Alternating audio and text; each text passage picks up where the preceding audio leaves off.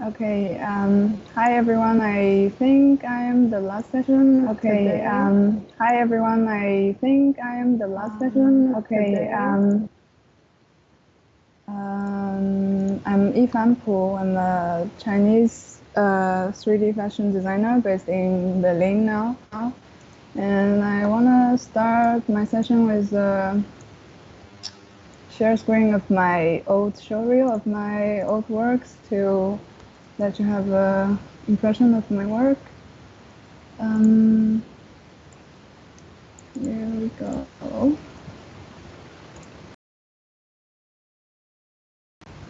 This doesn't really have sound.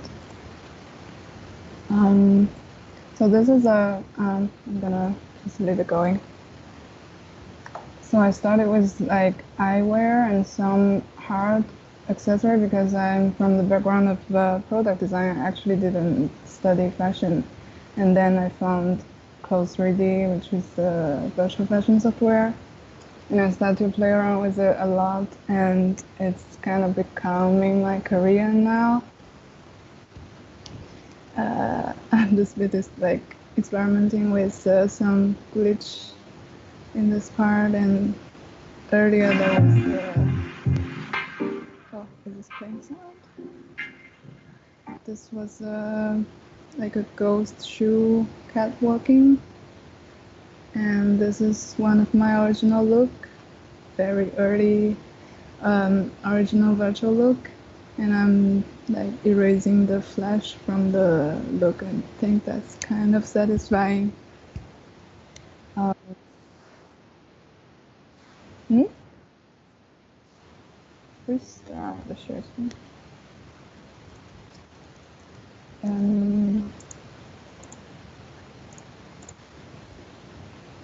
Like this.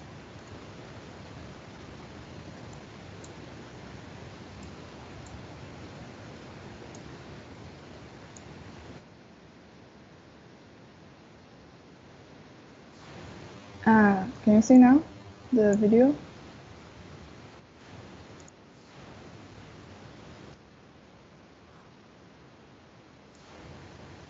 I see. Maybe I should. Sorry, I'm gonna share this one.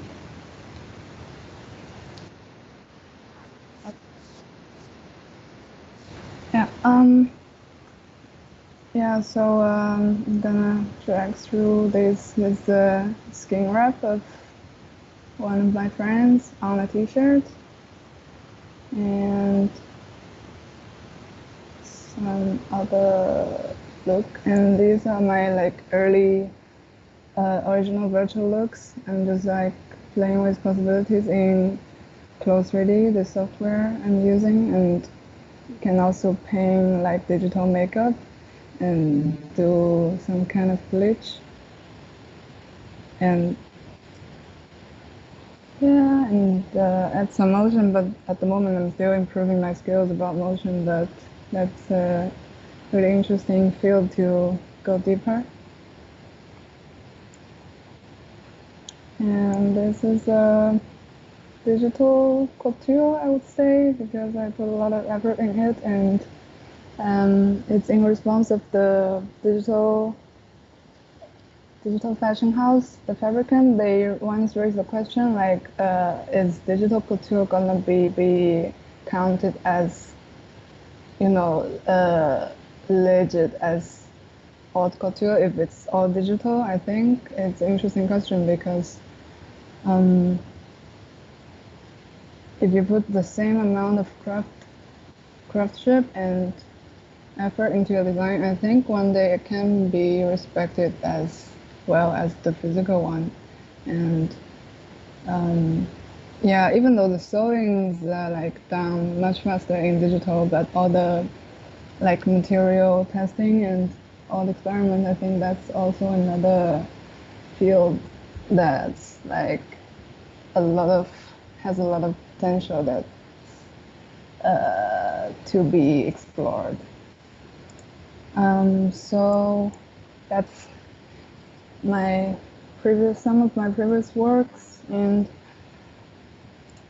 As I said, I never really studied fashion, so but I've been loving fashion, and why I didn't never really studied it before physical is because I always hesitate. Like, I don't really have the room and effort for like having an atelier and dealing with all the materials, and I'm like really not good at working with my hands. So once I found there's a virtual fashion software, it opens a new door for me. Like I can finally learn it, like try to learn it myself by just simulating the fabrics digitally.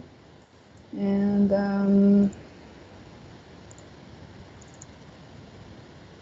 I can share. This is like how I work in Clo. I started with 2D patterns in the right window, and then I simulate them on the digital body on the left. That's usually my workflow. So it's kind of actually the same process as physical design student would do, but all in digital without any sewing. That's good for me. And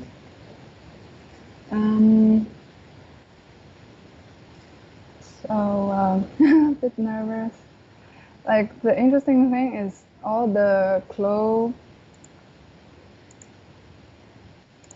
3D users are not all of them, but I feel like a lot of people that are exploring digital fashion are a mixture of nerd and artists.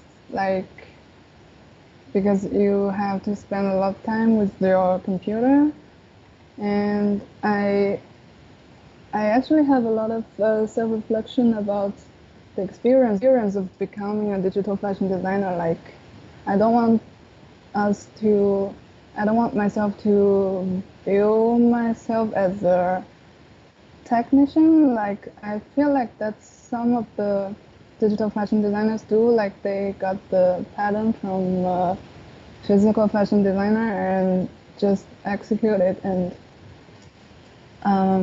maybe don't think much about the environment or the vibe, like the whole aesthetic wise things. But I think to be a sustainable 3D fashion designer, as in emotionally sustainable, to always get motivated to go on, you need to also have your own style, like a physical fashion designer. And I think to explore all the possibilities in digital fashion is like to discover your second identity, kind of. Because for me, fashion is like a visualization of your own identity, and virtual fashion is something that people won't see on your body, but it's also part of your creation, and it's how you style your digital self. So I feel like it's about building an identity for me eventually. So apart from improving the skills, I feel like you also need to have your own vibe. Like my style wasn't there at the beginning, but after doing one work after another, I started to find my style. I think that's the most satisfying part during the journey for myself as a digital fashion artist. I can maybe show another thing.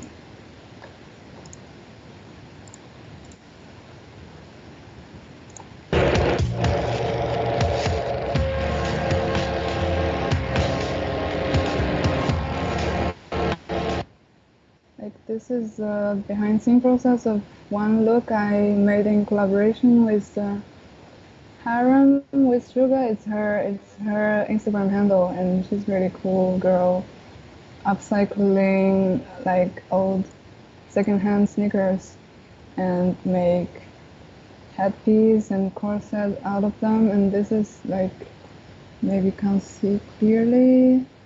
Like the headset is like an upcycled piece of secondhand sneaker. And I think starting from this outfit, I started to find my own style. It's like kind of between elegant and sporty. Like I don't want to go extremely aggressive or extremely feminine, but kind of in between. And this is the, sorry, can I show the final result? I rendered a catwalk of this one.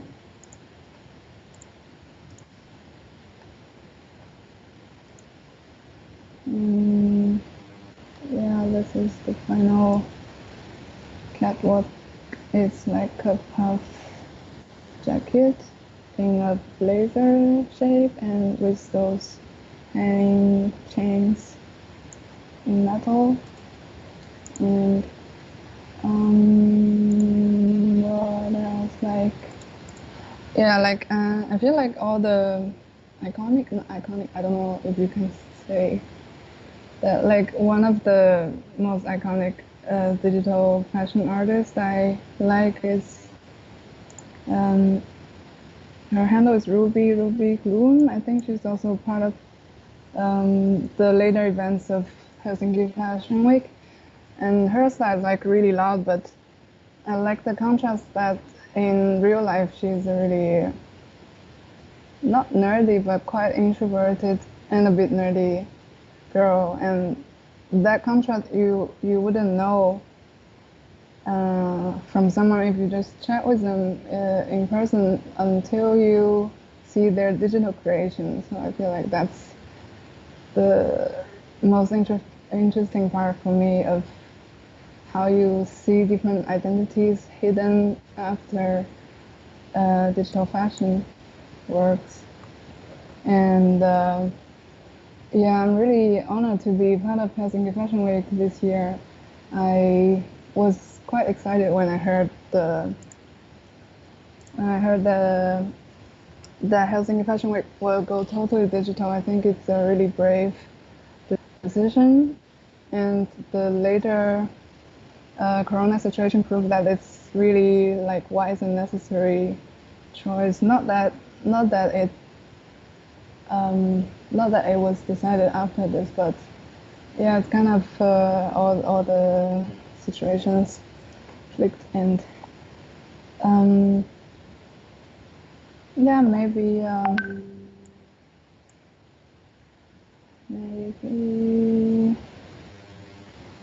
I can show a sneak peek of what I'm working on for Helsinki Fashion Week.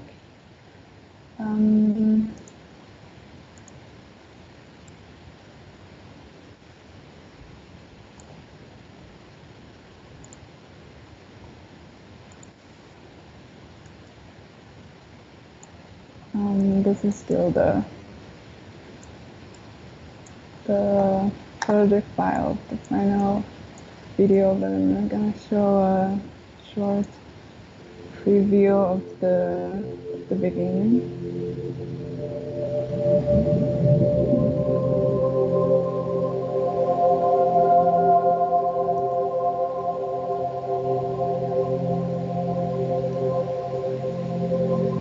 Yeah, till here.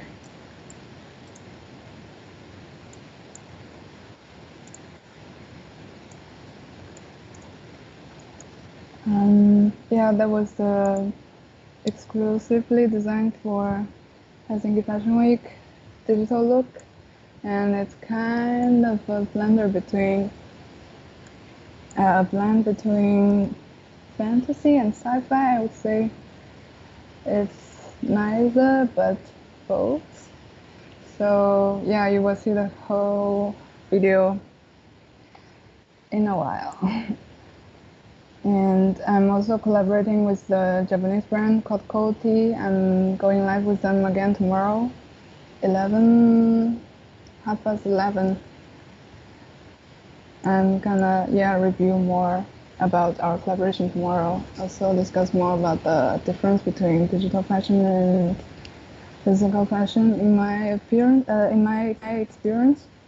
And there's a question, what was one thing that you loved most and one thing that you liked the least during Helsinki Fashion Week collaboration? One thing that I loved most is they surprisingly matched me with this Asian brand. Like, I don't know, like I'm currently based in Berlin and there's not, I'd say, as many Asian here as in other European big cities. And yeah, it's like a cultural nostalgia, and their style is really restrained and modest. Like, because I think people nowadays are more used to like glamorous or trashy style in the digital form, but I feel like, yeah, it's my honor to also bring that part of fashion, like the more humbling and that needs more patience from the audience to appreciate it, that kind of design to the digital world. That's my, yeah, the thing I love most. And the thing I like least is that, I don't know, can I say that? Like they really, how to say, picky about their material. So they were like in the countryside in search for this perfect material for many days without internet, without replying to my email. And like in a digital collaboration, email is like, you know, all you have to catch up with the other. Yeah, but the result turned out great. I really like their unique interpretation of nature. Like you can feel the nature in their not only garment itself, but also representation on their website and even the background image they choose. Like the whole vibe is so calming. I like that part. Yeah.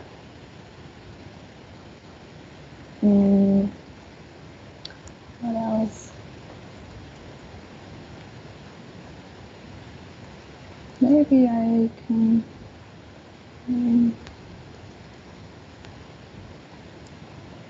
Right. I was gonna talk about. Actually, personally, I'm not that optimistic about the near future of digital fashion. How can I put it? Like nowadays, the most common application of digital fashion is like a big brand wants to do a campaign in digital, which they can also do in physical, but they want some new spirit in their public image, so they look for a digital fashion designer to help build either digital avatar or digital garment or both for their campaign.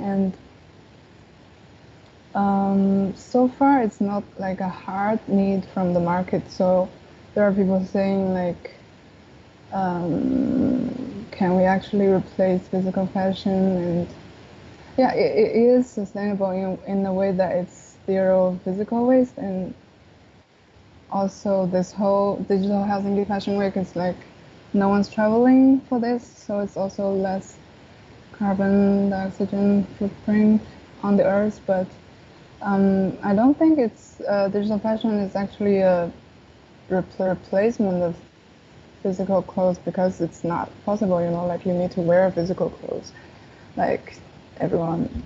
And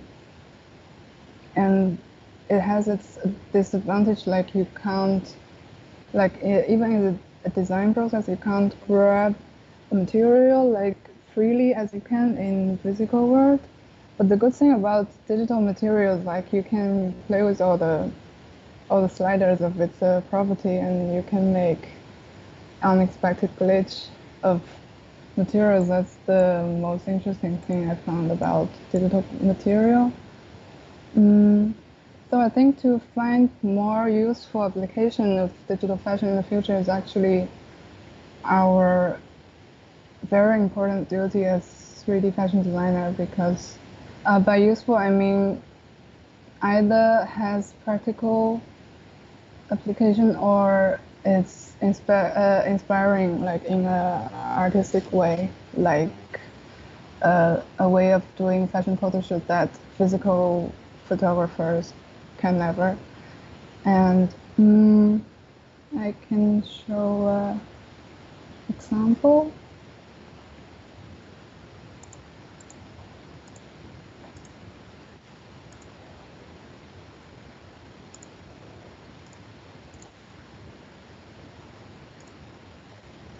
Like this whole editorial called The Emperor's Dress, like you can tell from the title, it's recently published on magazine Cutblood that I'm part of. And only the model is real in this whole editorial. All the garment and like facial accessories are all from different digital artists. And this mermaid look is from me. I think this editorial means a lot to me, not only because it's my first digital editorial got published, also it kind of encourages all the creativities during the quarantine, that you can, like, even when you can't meet in person with your team, you can still shoot a digital editorial in a digital way. Yeah, in the form of purely 3D garments and makeups and so on. And another interesting application of digital fashion is that there are some designers doing archive of old garments that are no longer selling, maybe no longer existing, and don't have much documentary left. And maybe they only have one image or something, but by producing them again in 3D, it helps archive them, this once great design, in the digital world forever, and for them to have a second chance to be in the public's attention and appreciation again. And this is a campaign. This is like a series of that kind of archiving projects from this superficial studio, and also this amazing digital artist called Lele. I'm not sure how to, if I pronounce it right. She's also doing like historical garments, only from her research, like imagery research, but making them 3D and even moving. So I feel like that's like one great example of how digital fashion can be useful to us, not only by being in the campaign of some big brand, but also like help doing some more meaningful things to the fashion industry, like not just for the present, but might be also for the past. And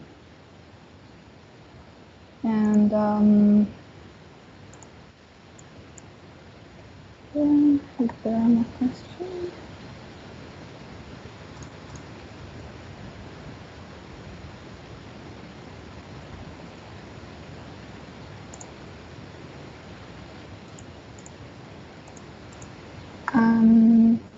Maybe in the end I'm gonna play with the audience with a game, interactive.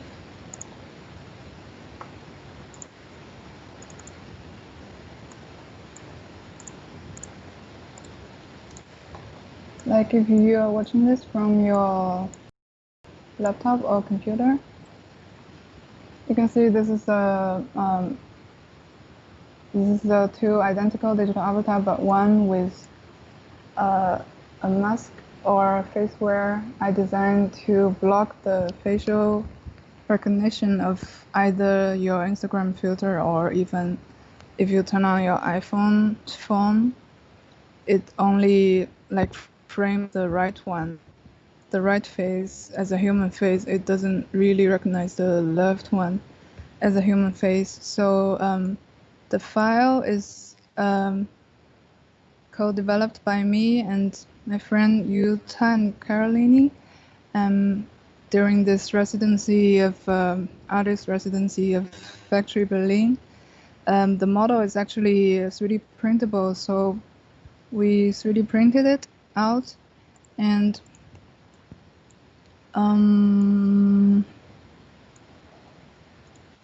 can show you.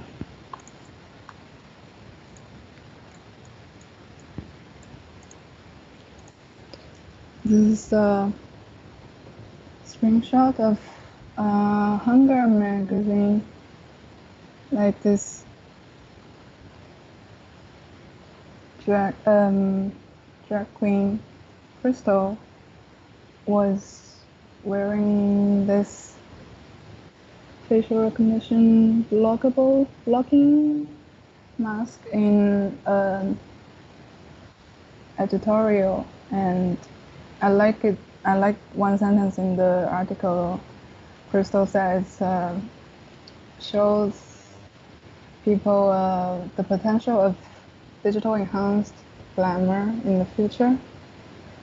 And you can see Crystal's hair, there's this wavy 3D, another 3D printed piece, 3D printed accessory that was designed by Harriet Davy.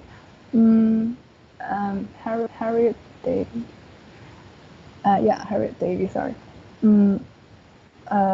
It's a sound sculpture, like an AI created sound sculpture. So these are the more future forwarding application of digital fashion. Like it can span to many more things more than just clothes. That's my belief. So yeah, I think that's for today. We will. I will share more insight about the collaboration with Coty tomorrow with another live stream with the design team from Coty together. I hope you enjoyed this. Bye.